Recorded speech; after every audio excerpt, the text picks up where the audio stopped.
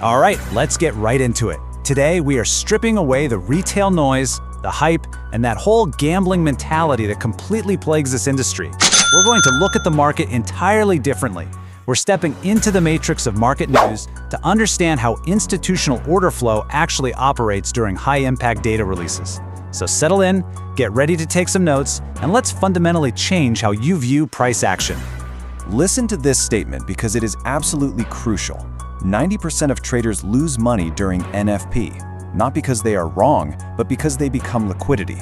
Think about it. How many times have you guessed the exact right direction of the market during a news event only to get violently stopped out right before the price runs perfectly to your target?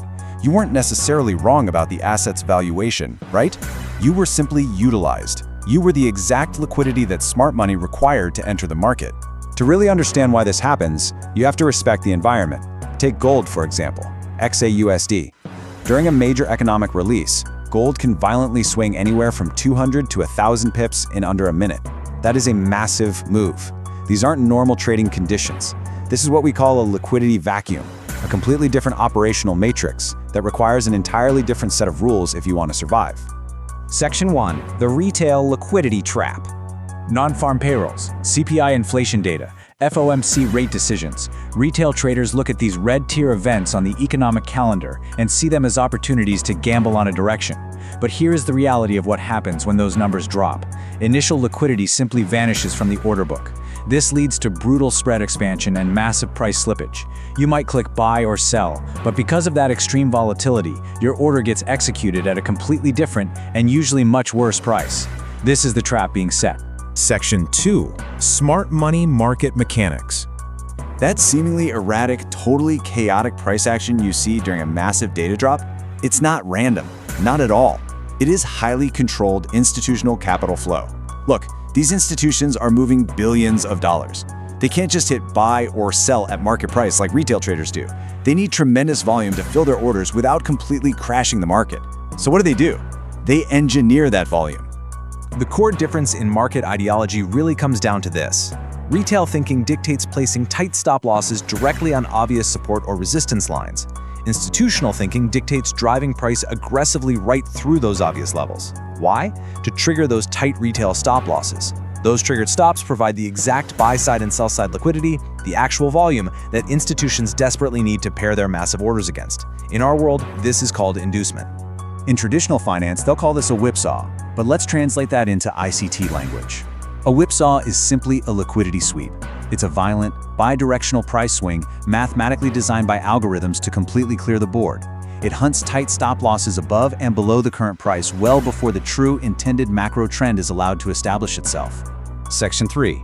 3 Institutional News Strategies. Strategy 1 is the straddle strategy. This is where you place pending buy and sell stop orders just before the news hits, hoping the initial explosion triggers a massive win. Now, as an educator, I am sternly warning you against this approach. By placing tight 10 to 20 pip limits, you are practically wrapping your capital up in a nice little bow and volunteering to be the initial liquidity sweep. Smart money algorithms specifically hunt these tight pending orders first. Now let's look at strategy 2, post-news momentum. This is the preferred professional approach. You let the algorithm clear out all that early retail liquidity. You sit on your hands and wait 15 to 30 minutes for the initial volatility to completely subside. What are we actually looking for? We're looking for market efficiency and true institutional displacement.